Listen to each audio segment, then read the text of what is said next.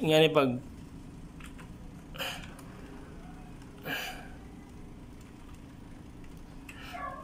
A6 64K chokes. A6 64K. Nga ni pag set up sa BIOS sa MSI. Set up na ito padulong UEFI Windows 10. Adto ka na sa boot. Then kanang logo disable na para dali ra mo boot. Disable din kaning boot mode. UEFI ni mo.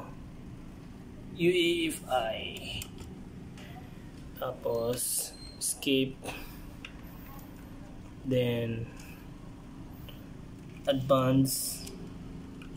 Then kaning Windows enable ni mo na, tapos secure boot i-disable kay para pwede ka maka edit sa imong boot menu. Then adto ka kuan imong hard disk, kaning integrated peripherals, dapat kaning value ning SATA nimo HCI kay usay default na IDE, dapat i-make sure nimo lubot.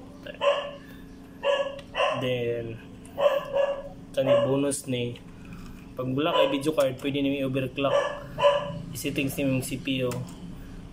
Kasagaran if wa kay video card pwede nimo, dapat i-enable nimo kaning CPU virtualization. SBM na siya enable. Ay sa uban motherboard disable. Then ito ka settings balik. Secret butang yung password yung basig. Sublan sa kuha na hindi ka ba lumagay mag correct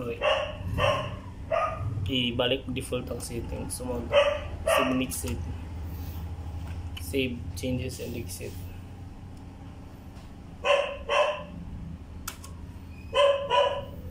Yes, ora na boot na diretso.